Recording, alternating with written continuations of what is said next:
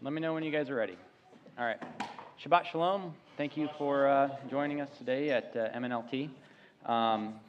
Today's portion is going to be Exodus 1, Shemot. So we'll get into prayer and get on into this. So, Yahweh, we thank you for gathering us here today. Father, we ask that you would fill this place with your presence. Give us insight into your Torah today. Father, may we constantly see your Torah as a delight and a blessing, and as we go through it, may you speak to us through your words. Praise you and thank you in Yeshua's name. Amen.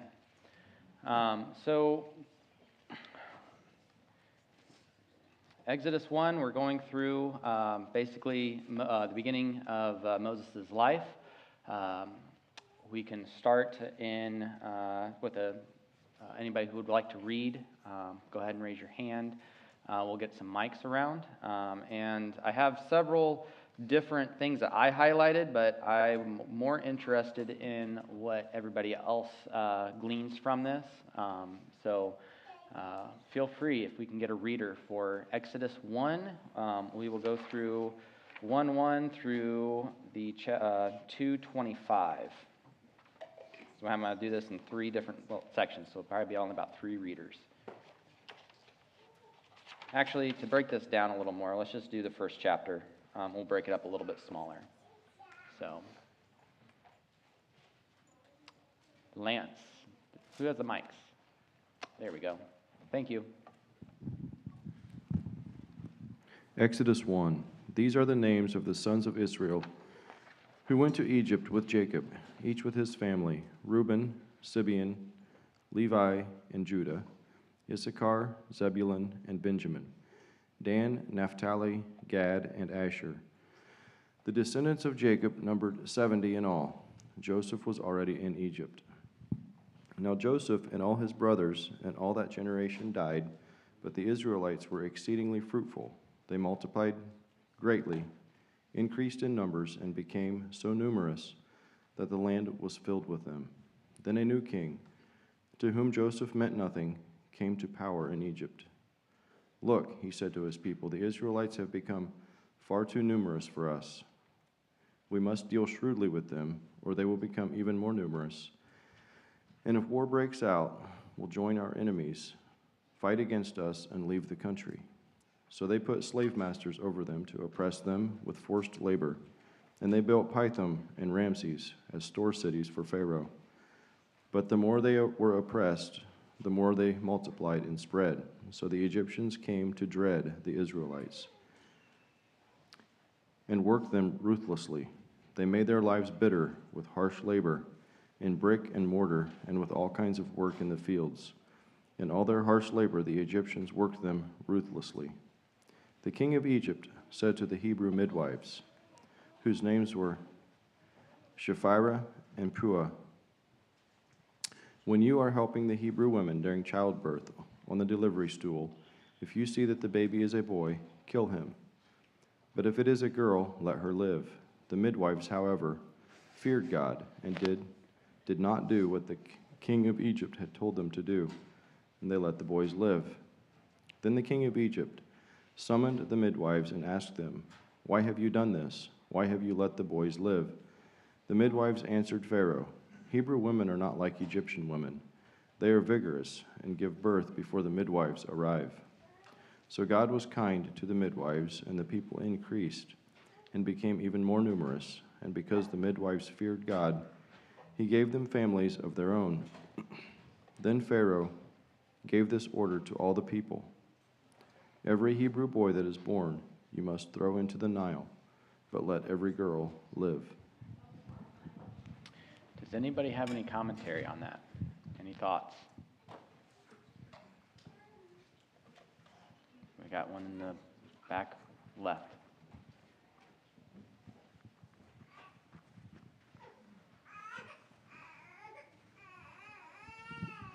I think it's very interesting that we start out in 1:1 where it names the sons of Israel.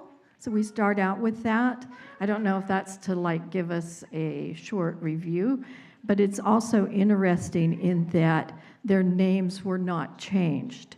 They stayed the same the whole time that they lived in Egypt. Good point.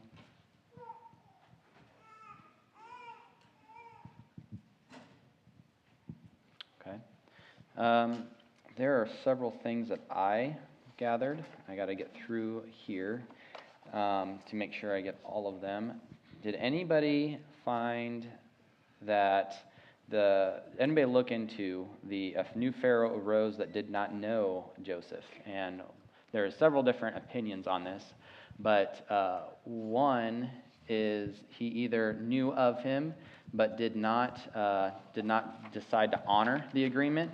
I'm going to go ahead and read this viewpoint. It's going to take me a few minutes to do this, but I thought it was good enough to read. This list is an attempt to correlate the pharaohs of Egypt with the events of Exodus. Obviously, some of the dates are speculative, while others founded on more precise information may still be inaccurate by 5 to 10 years. So this is as close as this person could get.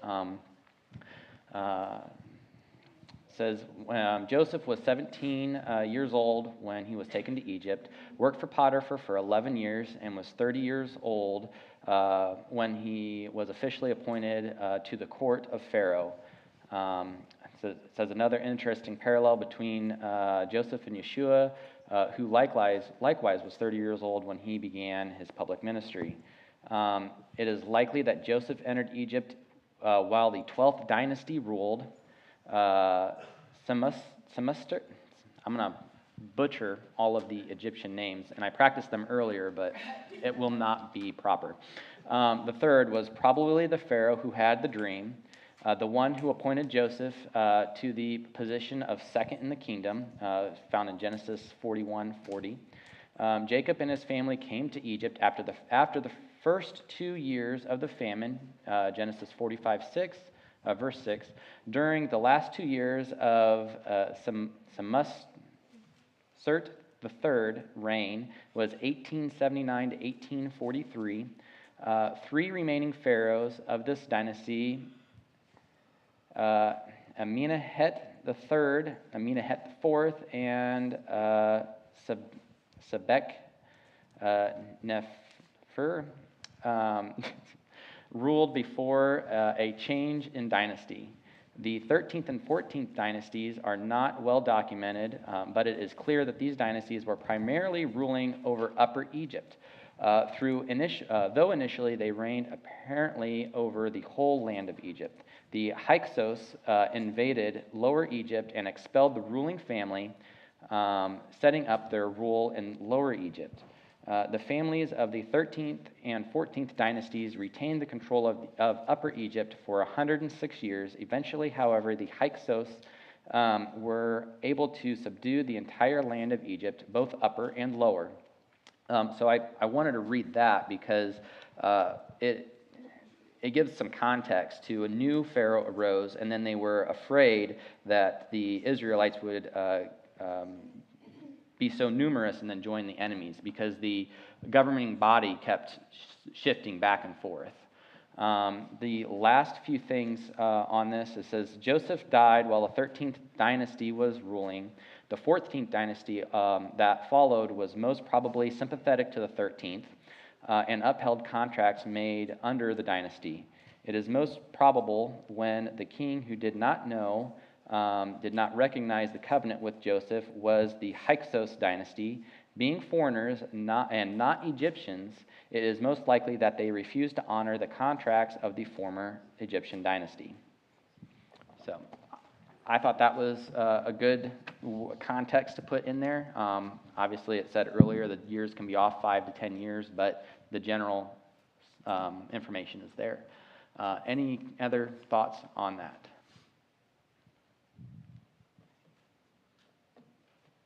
Or in anything else that we've read so far. So, If not, then could I get a reader from chapter 2, 1 through verse 10? So this is basically the birth of Moses. Matthias?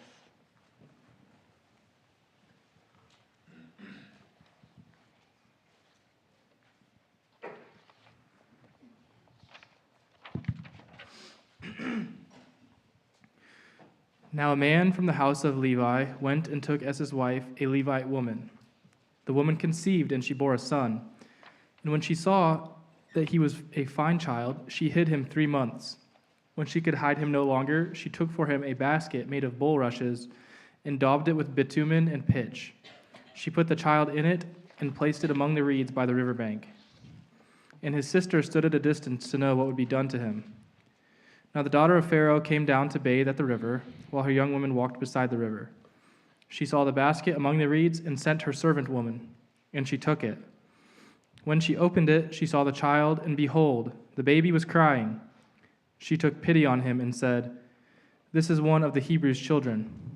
Then her sister said to Pharaoh's daughter, "Shall I go and call you a nurse from the Hebrew women to nurse the child for you?" And Pharaoh's daughter said to her, "Go." So the girl went and called the child's mother. And Pharaoh's daughter said to her, "Take this child away and nurse him for me, and I will give you your wages." So the woman took the child and nursed him. When the child grew older, she brought him to Pharaoh's daughter, and he became her son. She named him Moshe, because, she said, "I drew him out of the water." All right. Anybody have anything to talk about on that? Yes. Well, it was interesting because as I was doing some research, it showed that Moses was the first one to start the priestly line from the tribe of Levi, and that it was the second time that one of Yah's leaders had been saved through the waters. Of course, the first one was Noah, and it went on to say that when, and this is from Josephus, he said that when the Pharaoh's daughter pulled him out, she realized that he was Hebrew because he was circumcised. So I just thought that was kind of interesting. Josephus provides the historical record and includes Moses becoming a general in the Egyptian army. And during that battle against Ethiopia, Moses marries a woman by the name of Tharbus that was a daughter of the Ethiopian queen or king, and he gave his daughter to Moses, whom he left in Egypt when he left, but he went back when he went on to the wilderness. Him and his wife had the spat about the circumcision of their children, and she went home to daddy, and so he had went back and remarried Tharbus and brought her back. And Miriam, that was why Miriam and Aaron were criticizing Moses in the desert, and Yah got mad at them and showed that who he was and that he had chosen Moses and who were they.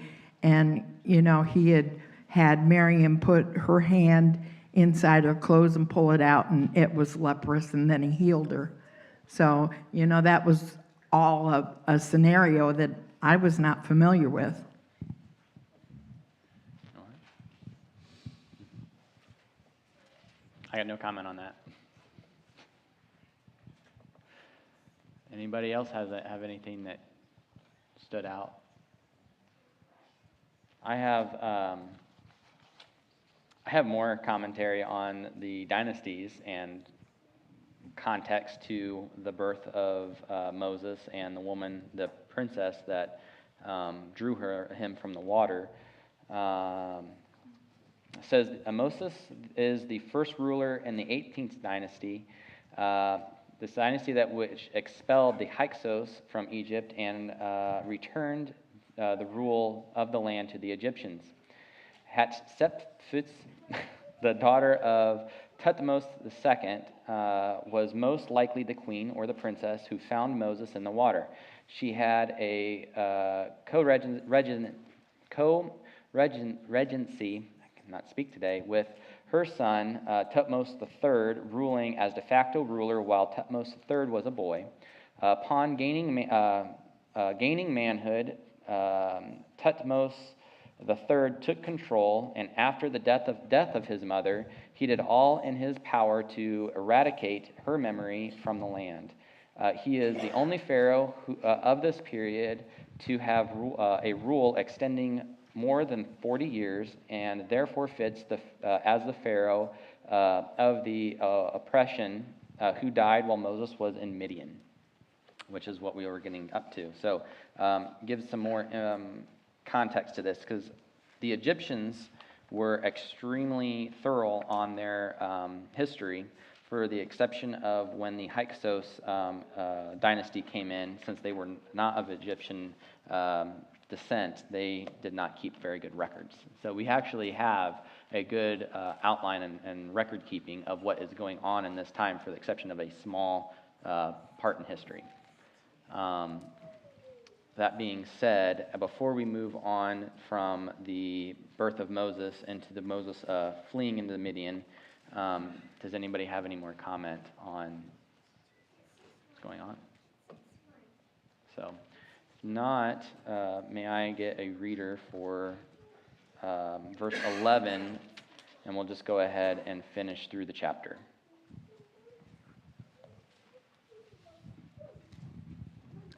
Now it happened in those days, after Moses had grown up, that he went out to his brothers and saw their burdens. He noticed an Egyptian beating a Hebrew, one of his own people.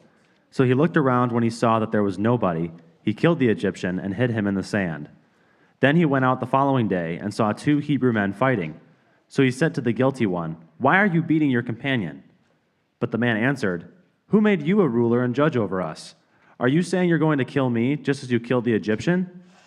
Then Moses was afraid and thought, "For sure the deed has become known." When Pharaoh heard about this, he tried to kill Moses.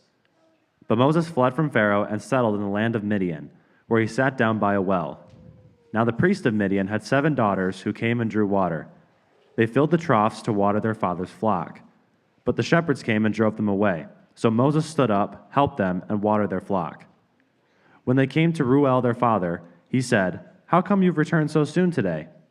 So they told him, "An Egyptian delivered us out of the hand of the shepherds. He also drew water for us and watered the flock." "Where is he then?" he said to his daughters. "Why did you leave the man behind? Invite him to have some food to eat." Moses was content to stay on with the man. Later he gave Moses his daughter Zipporah. She gave birth to a son, and he named him Gershon, saying, "I have been an outsider in a foreign land." Now it came about over the course of those many days that the king of Egypt died. Bnei Yisrael groaned because of their slavery. They cried out, and their cry from slavery went up to God. God heard their sobbing and remembered his covenant with Abraham, Isaac, and Jacob. God saw Bnei Yisrael, and he was concerned about them. Anybody have any comment that they would like to share?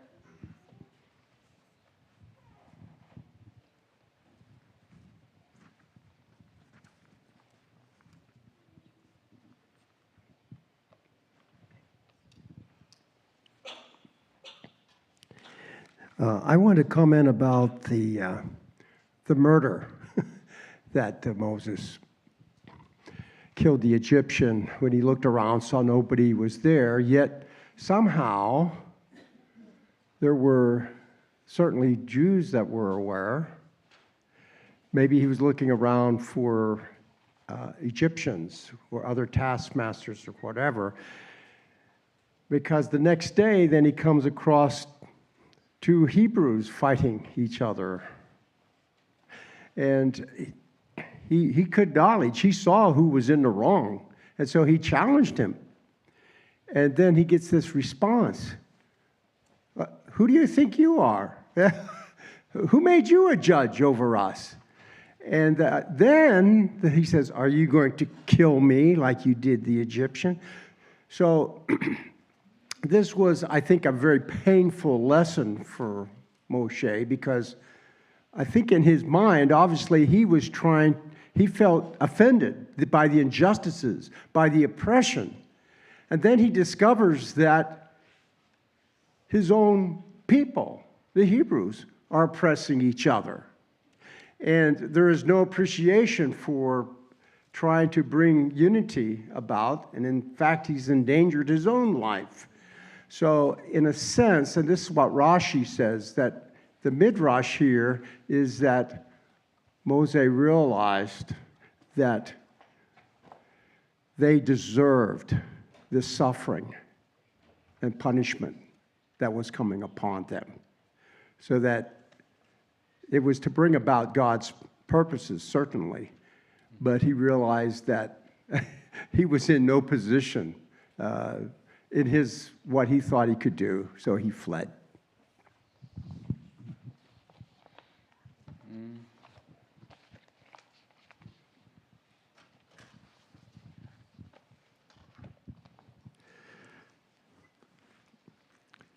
I was going to comment on the previous reading. If somebody had not already, I came in a little bit late. Did anybody mention why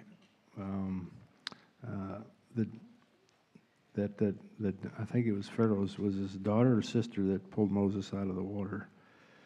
Why she saved the child? Did anybody mention the reason for that?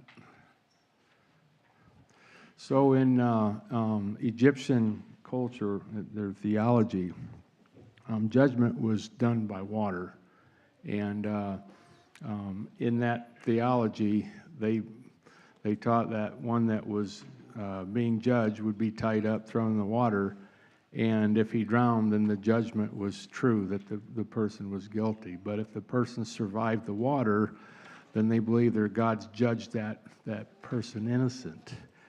And so based on their theology and their belief system,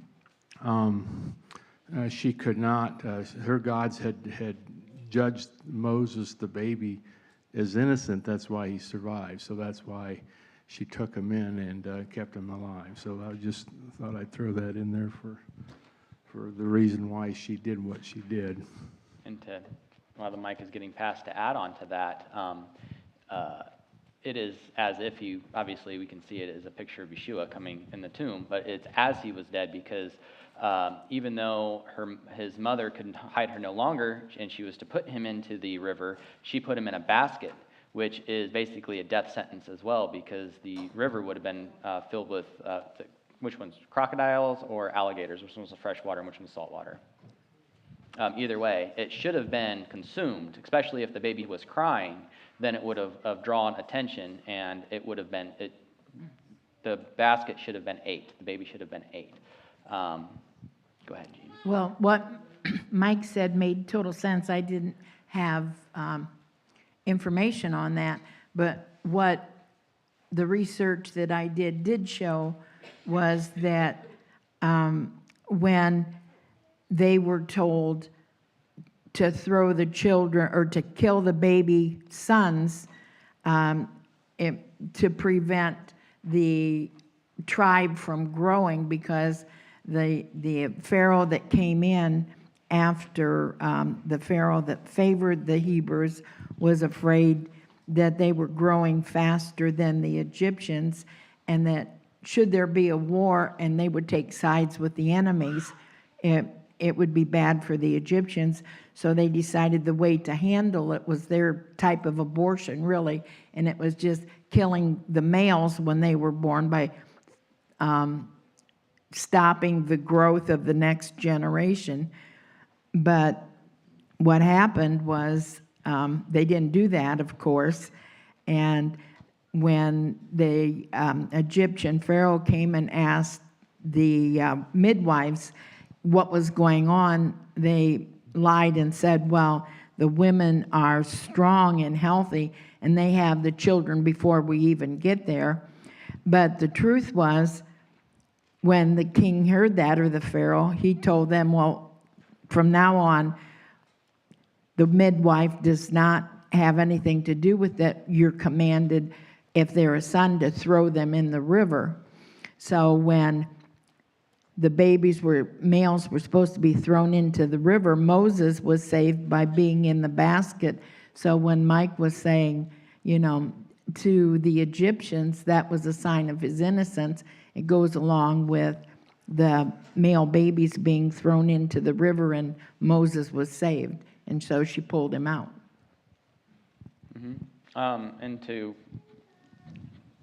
speak on the topic of where she could no longer hide him, one commentary suggests that so Pharaoh is trying to do this without getting backlash. So it says that we will deal shrewdly with them.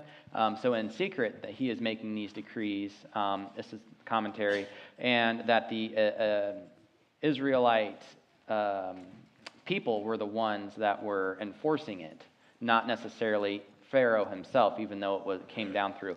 That's a commentary that was given, said that the Egyptians would go into the Israelite homes in the middle of the night looking for children that were born in secret and throwing them.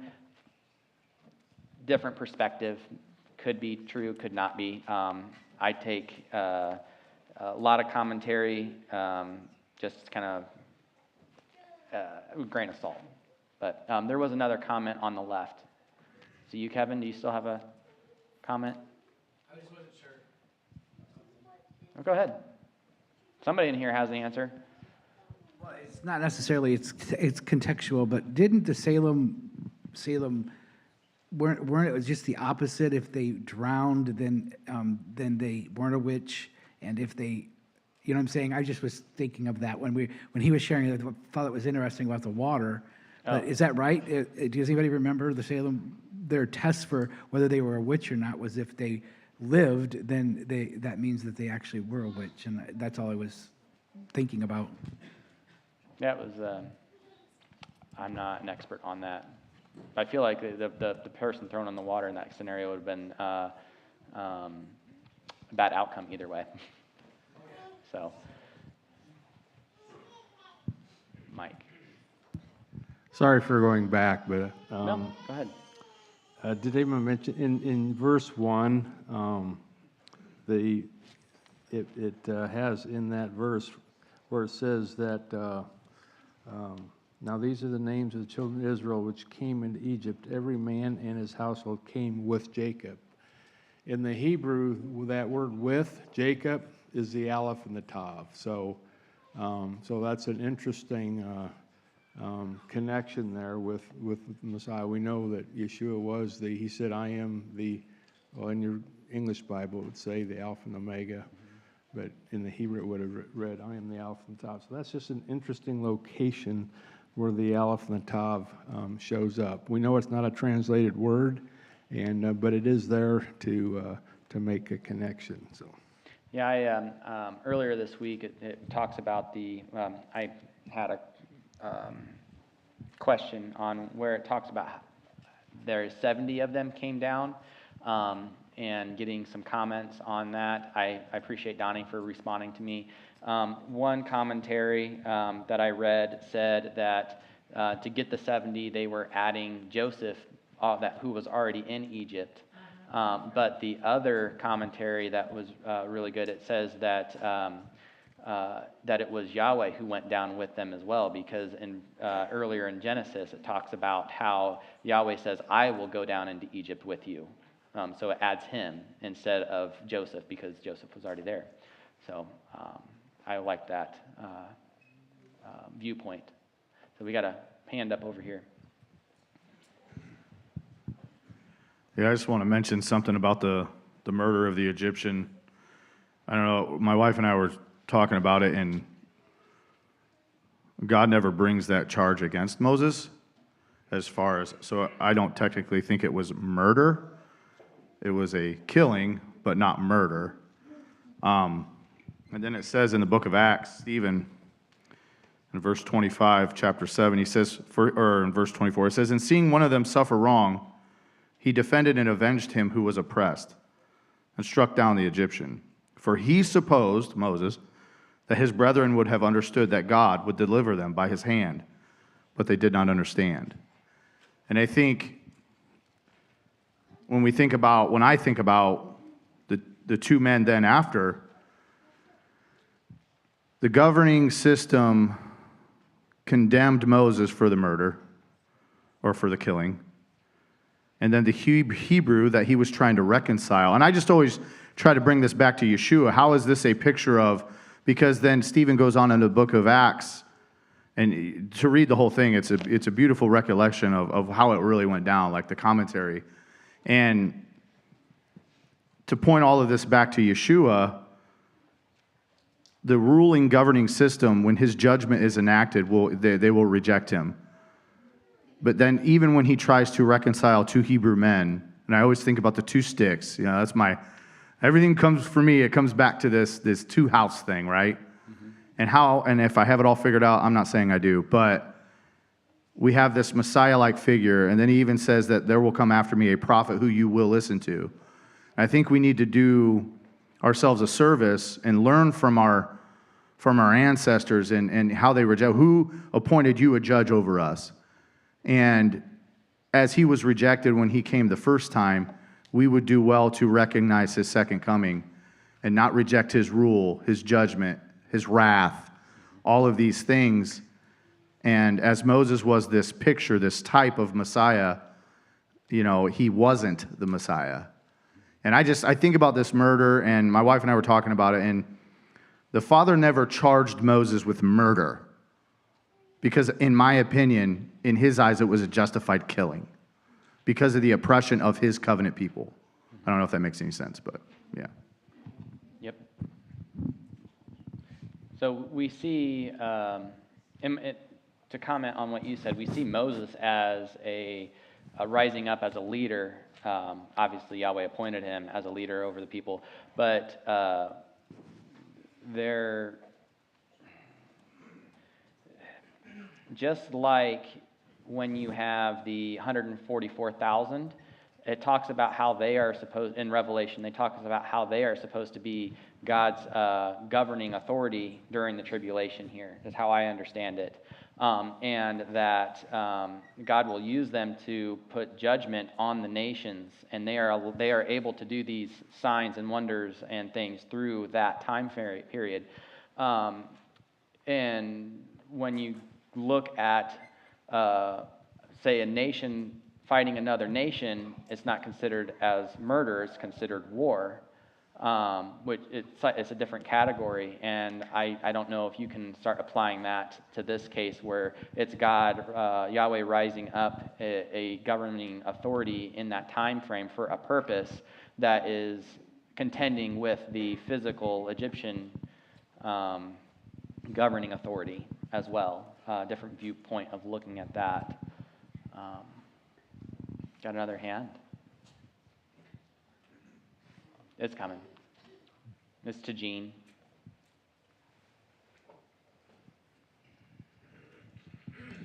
I never quite considered or looked at the perspectives that we are speaking, but as we're sitting here talking and I'm trying to come up with an equivalent image, I tend to go back to, and maybe this will help some people, I'm just sharing it, but I tend to go back to the times of slavery. And if we were to walk onto a plantation and see the taskmaster or the owner severely beating one of his slaves, and we were to interfere, we would know that that would also, especially if we were of color, mean death to us also.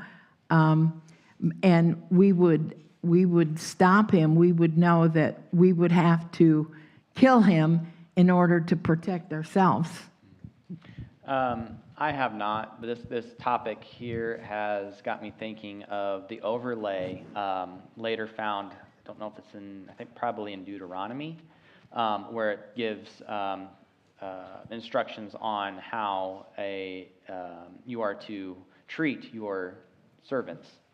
And chastening them is given, like you are allowed to do certain things, but then there are repercussions if they are over punished, mistreated. So clearly Yahweh would be judging the Egyptian, or Moses. This context should be viewed as mistreatment, obviously, but later we get clear instructions on how to deal with that scenario. And that, I don't know, that's just, I feel like I'm going in a slight circle on this, but it does open up a big, broader picture of how to view this. Does anybody else have any thoughts on this? We are getting into the burning bush, which I think will be very interesting. At least I have a lot of thoughts on it. But do you have Stevie, are you wanting to have a comment or to read? No, I was going to read chapter 3. Fantastic.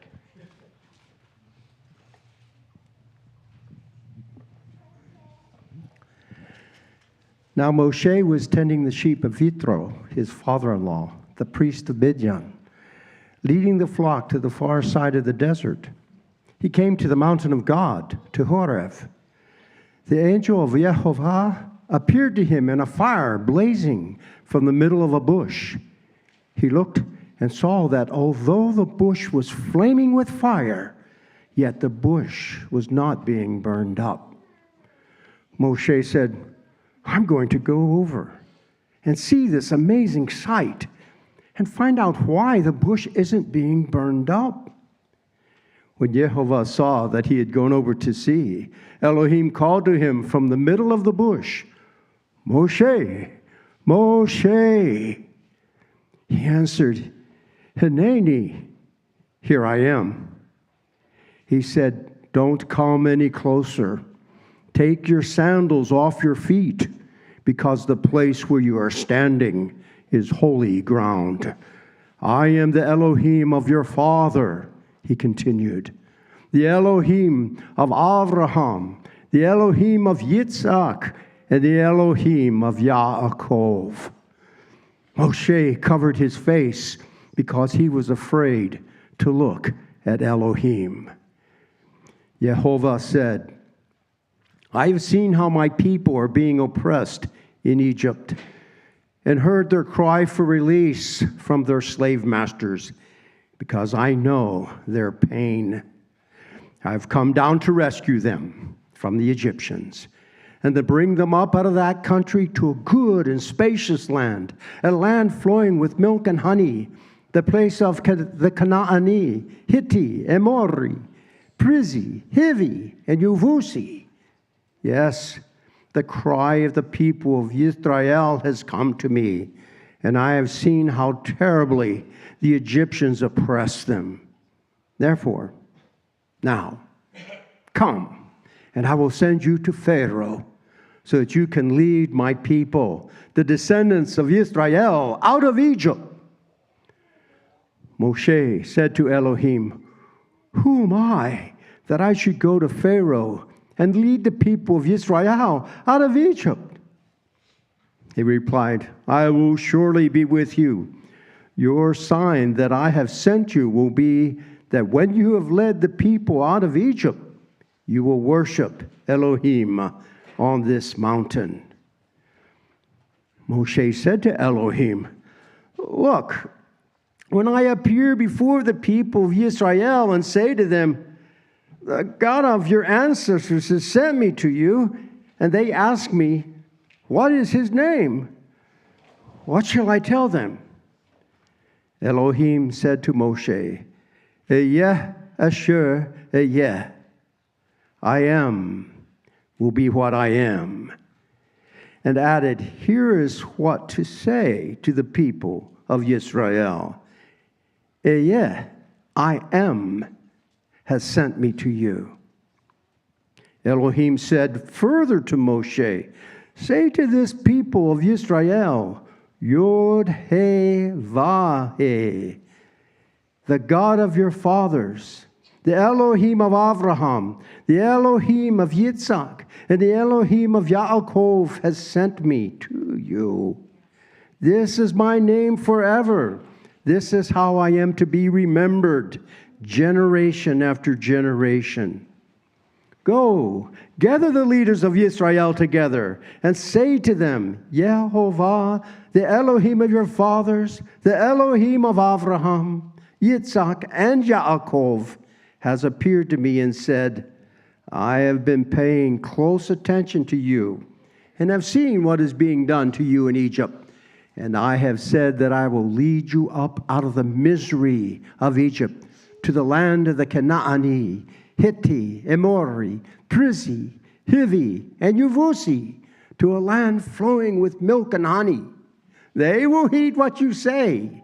Then you will come, you and the leaders of Israel, before the king of Egypt, and you will tell him, Yehovah, the Elohim of the Hebrews, has met with us. Now please, let us go 3 days' journey into the desert, so that we can sacrifice to Yehovah, our Elohim.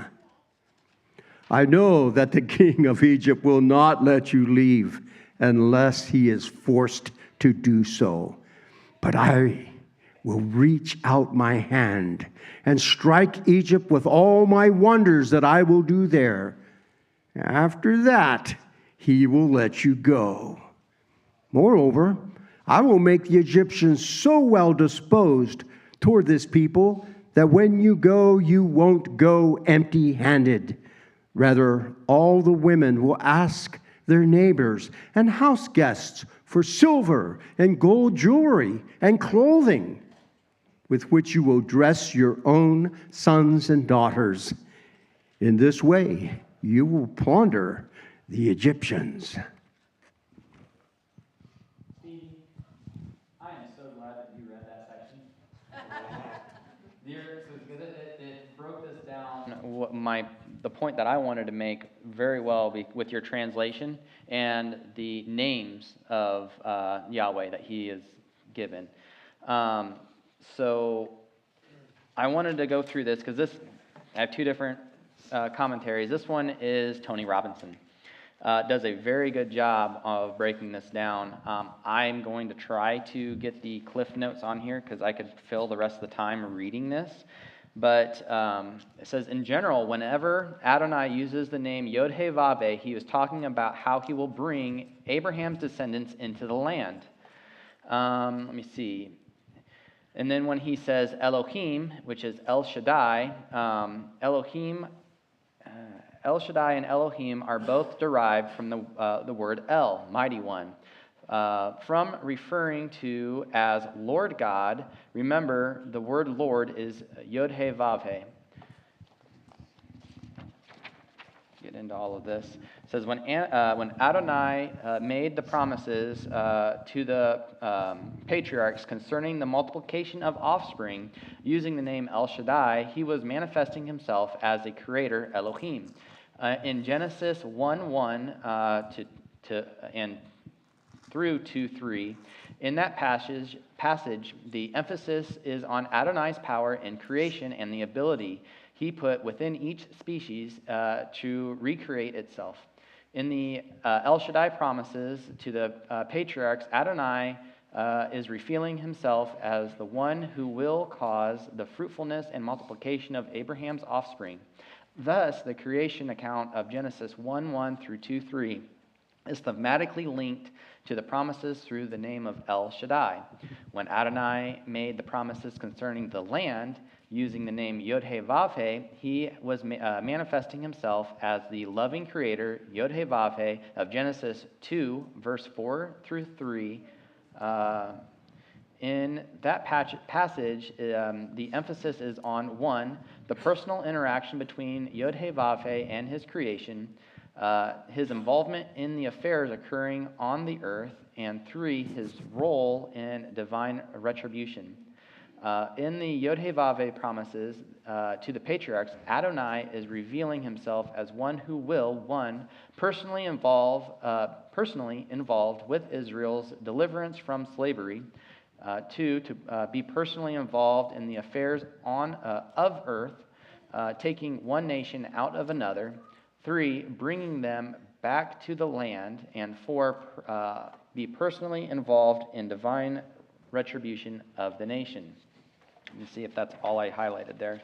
Okay, so when he is basically, he goes into talking about they previously known him as El, or El Shaddai, which is the provider, one who causes them to increase in possessions, like Jacob, his flocks increased.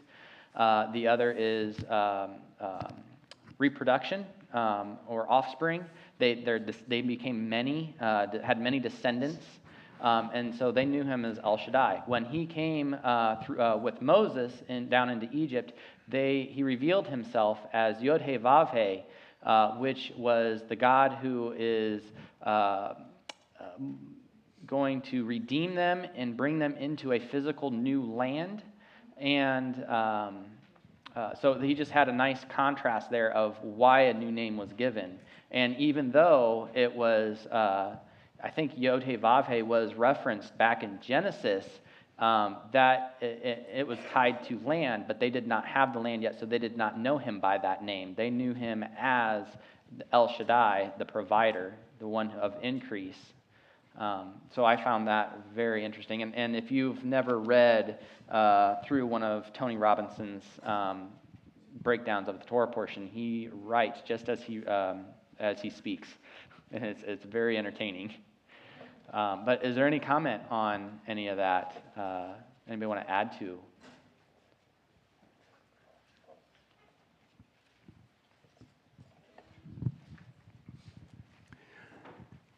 I think that, there's a breakdown of that kind of, for me at least, misses the point. Because Yehovah is in relationship here. Regardless of the names that he's using, he's the same God. He is Yehovah, his name. But the thing that comes out to me here is that I'm amazed at Moshe, the great freedom fighter, the one who was so anxious to help deliver his people when he was younger, is now backtracking, as we'll find in the next chapter as well. He's backtracking as fast as he can. He's putting up objections. He's challenging the Creator. He's challenging his God. And he said, I don't want to do this job. It's not a very auspicious beginning when we think about what Moshe, the position that he is going to attain as a Hebrew over the next 40 years in the wilderness. It doesn't seem to be a very auspicious beginning here that God says, okay, now is the time. The time is right. What he did before, God obviously saw in his heart that he loved his people, that he wanted to, even though he was raised as an Egyptian, he was ready to lead them. But they would not have him. And then, so he left and kind of wrote it off. So the next 40 years, he's a shepherd. But Yehovah has used all of that. He doesn't waste anything. And that's a good lesson for us in our own lives. Yehovah will not waste any of our experiences and what we know. He's going to use them. He's going to use us. And it may be in this life, it may be in the next, or may, and more likely, be in both. We have one more question, two, looks like. We have about 1 minute, so if we'll try to fit these in real fast. As the mic is moving over, far side over there, I will ask the question, did anybody go through who is speaking out of the burning bush? Well, this kind of answers that question because it took me back in the references to Genesis 3:8, and it talked about in the garden, and it said that they were in the cool of the day, and that the translation of cool from the word ruach can also mean spirit. And so I just began wondering, because it said the voices calling was called him twice, Moses, Moses. So if it was in the cool of the day, could it have been both the Father, Elohim or Adonai, and also the Spirit, Ruach? We might open the can of worms here. We have still 2 more comments, but my understanding, it was Yeshua talking through the Spirit, because one, later when they go to Mount Sinai, it is like who makes covenant with Israel, and then who redeems Israel. And you have the whole bride there, that husband and adulterous bride issue, where once you give your bride a certificate of divorce, you can no longer remarry them unless one of them dies. So I'm trying to summarize this way too fast, but I still have 2 hands up. Do we have enough time for like one or no? No, I'm getting. You don't get to talk, Kevin. So I'll go ahead and I'll close, and then we can talk about this in between services. So Yahweh, we just thank you for your Torah that you've given us to us today. Father, we ask that your words would just rest on our heart, and we would just ponder them and meditate on them through the rest of the day, and continue to stir things up inside of us and bring conversation through today and the meal that we will have later. May this entire day just be reflecting you, and may we honor you through it and through all of our conversations. Thank you for this Torah that you have blessed us with. Thank you in Yeshua's name. Amen.